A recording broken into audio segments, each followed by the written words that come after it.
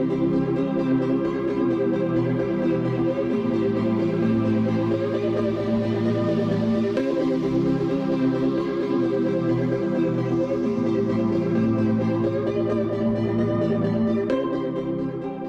everyone, this is Trent Sutton with Wild Imaginings, and we are presenting you a fantastical history of Waco. Fabulous tales of dubious veracity, written by Ashley Bean Thornton.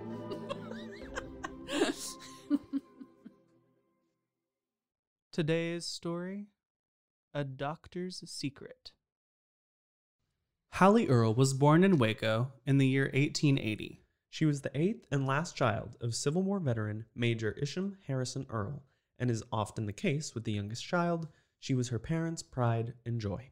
Hallie wanted for nothing growing up, and yet from a very young age, she didn't quite fit in. You see, Hallie longed to be a doctor, an unheard of occupation for a woman in those days. Papa, let me listen to your heartbeat. Oh, of course, darling. What do you hear? Sounds strong.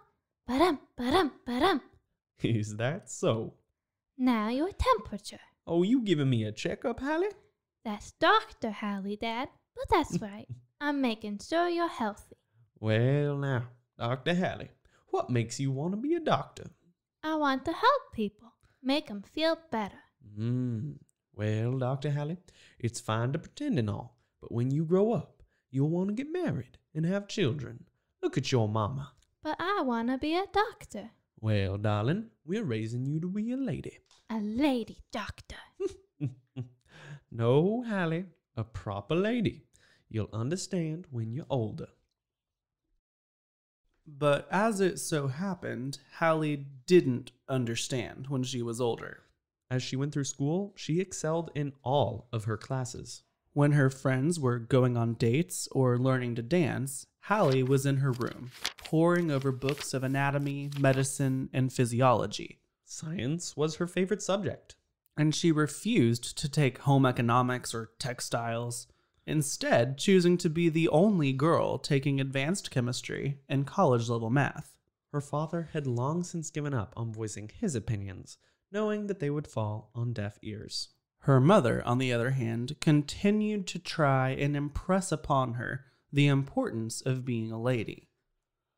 Hallie, we have put up with this for long enough. Put up with what, Mama? This doctor nonsense. When you were little, it was cute. But frankly, it is getting old. You are old enough now to understand what is expected of you. And what's expected of me is to give up on my dream? What is expected of you is to be who your father and I have raised you to be. A respectable young woman who will soon be attending university. To become a doctor. To receive an education and find a suitable husband. You're a beautiful young woman, Hallie. There will be countless young men seeking your attentions, but they won't tolerate this nonsense about becoming a doctor. Well then, I suppose they won't tolerate me. Why do you persist in this foolishness? You know that your father and I only want what's best. And why can't I know what's best for me? Why can't I know what will make me happy? This conversation is over. I've already talked to your school about switching your classes over. Mama! Enough is enough, Hallie. Enough is enough. Despite her best efforts, however, Mrs. Earle had no luck in swaying her daughter's doctoral desires. Hallie graduated her high school with honors, despite her parents' protestations. And upon attending Baylor University, her mother's predictions came true. Being a beautiful girl from a family of means, Hallie Earle attracted a number of suitors during her years as a college student at Baylor. While most female students would have been thrilled by such a selection of potentially desirable mates, however, Hallie found them a distraction from her studies and her ultimate goal of becoming a physician. Hi there, Miss Hallie. I was just wondering, would you be available tomorrow evening? Unfortunately, no. I have a test at the end of this week and will be far too busy preparing for it. Oh, sure, of course. What about this weekend then? I'm afraid I'll still have to decline. I've yet to memorize some of the medical charts for one of my classes, and I simply can't afford to fall behind. Okay. Well, perhaps another time? Perhaps. Hello, Miss Hallie. Hello. Want to study together tonight? Are you inviting me to study, or are you inviting me on a date disguised as studying? Because while I would be happy to attend the former, I'll have to refuse the latter. I figured we would study. Wonderful. We can meet at the library this evening at 7. I'll be on the first floor if you'd like to join me. No harm in having company while reviewing the notes from this past week. But we can't talk in the library. Well, we'll be studying, won't we?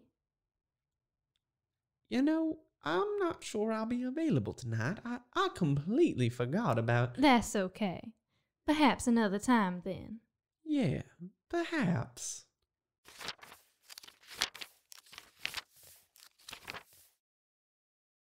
Mr. and Mrs. Earle, however, did not share Hallie's enthusiasm for avoiding dates. While she may have been safe throughout the week, her weekends were often filled with unwanted dates orchestrated by her parents. She would walk downstairs in the morning and be surprised by a suitor awaiting her in the parlor. Unable to avoid them, she would be forced to sit with them throughout the morning until her parents inevitably invited the young gentleman to join them for lunch. Almost as soon as the first suitor would leave, there would be another at the door. Hallie's afternoon would pass much as did her morning. And the second suitor would join the family for dinner, as the first had for lunch. Finally, after the second suitor had left, Hallie would hear the same thing each time. Those were a couple of fine young gentlemen, Hallie. The kind of man you could settle down with. Amazing how many eligible young men attend Baylor if you only take the time to meet them. What did you think, dear? Which of the two would you like to see again? And don't say neither. They were both charming. And they have promising careers ahead of them, dear. We want to make sure you're well taken care of. At first, Hallie attempted to dissuade her parents, but she quickly realized it was to no avail. I'll be perfectly capable of taking care of myself. I'll be well provided for. And by who? Is there someone you haven't told us about? By myself. I'll be able to provide for myself as a doctor. Probably better than a lot of these suitors would be able to provide for me. Hallie, that just isn't how the world works. Being a doctor is hard. It's demanding. It's... What? A man's job? Well, I wasn't gonna say... You didn't have to. What your father is trying to say is that we want you to have the kind of life that we've had. We won't always be around, honey. Despite her best efforts, however, Hallie couldn't escape her parents' desire for her to be married. But before long, she realized that if she couldn't avoid the weekend suitors that her parents arranged, she would have to figure something else out. If she couldn't leave, perhaps there was a way she could get the suitors to leave instead. She couldn't simply ask them to. Her parents would never have that. She also knew that however boring she made herself out to be, the suitors would never leave out of obligation to her parents. She needed something else. And finally, after weeks of consideration, she hatched a plan. She decided to adopt a cat. But not just any cat. She needed a cat with an indiscriminate appetite.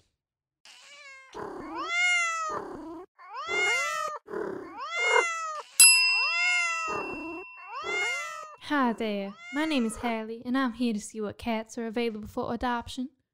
Well, we have several cats at the moment. What are you looking for? Well, I'm in need of a companion. All right. Well, we just had a litter of kittens the other day. Let me show you. I was rather hoping for something a bit bigger, actually. Well, I can show you what we have. That would be perfect. Here we have Roxy. She's a calico. Here we have... What about that one? Oh, well, you don't want that one. He hardly ever even moves except to eat. He's perfect. You're sure? Completely. Well, all right, if you say so. What's his name? Xavier. Xavier. You and I are going to get along splendidly.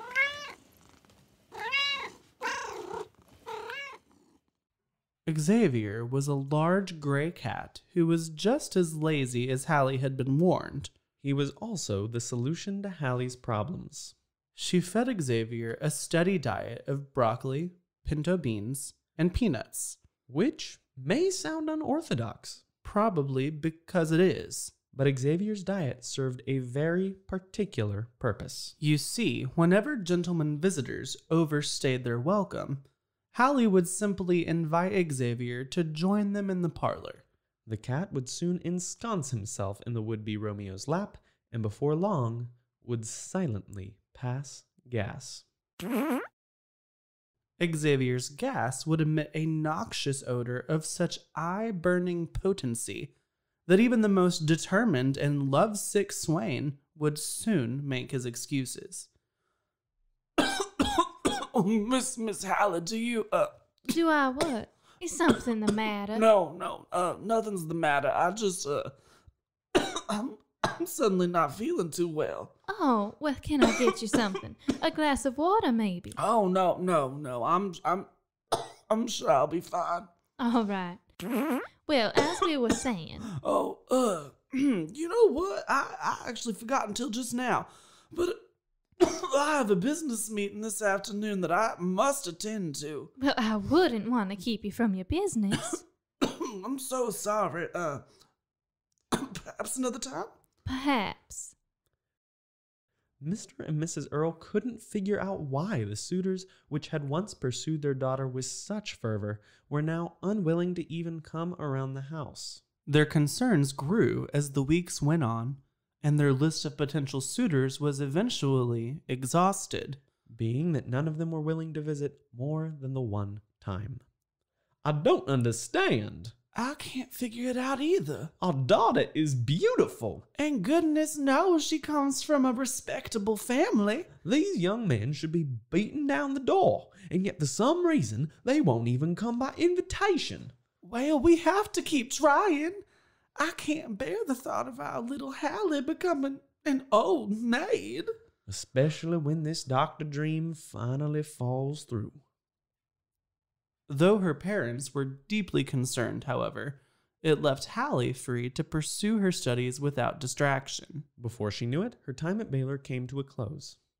Well, kind of. She graduated with honors and went on to be accepted to Baylor Medical School. Ecstatic that her dreams were so close to becoming true, she of course took Xavier with her, just in case medical school brought suitors of its own. Armed with broccoli, pinto beans, and peanuts, Xavier helped Hallie to graduate medical school unscathed. Again, with honors, of course. And in 1915, Hallie Earle became the first licensed female physician in Waco.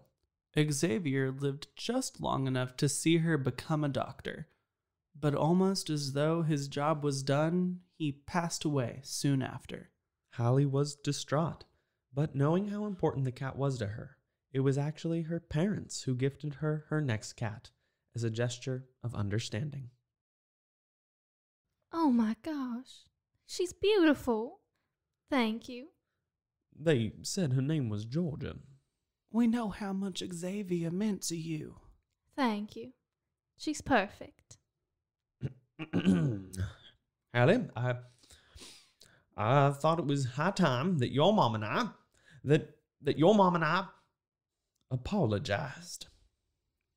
For what, Dad? Oh, you know what.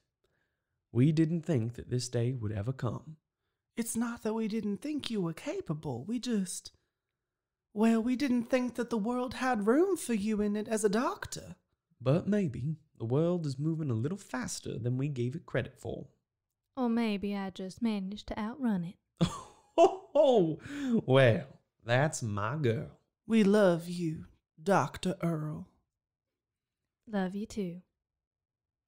Hallie had a successful medical practice in Waco for many decades. She was beloved by the community, trusted by all. And you know what? She never did marry. But she did establish a community fund for the care and feeding of stray cats.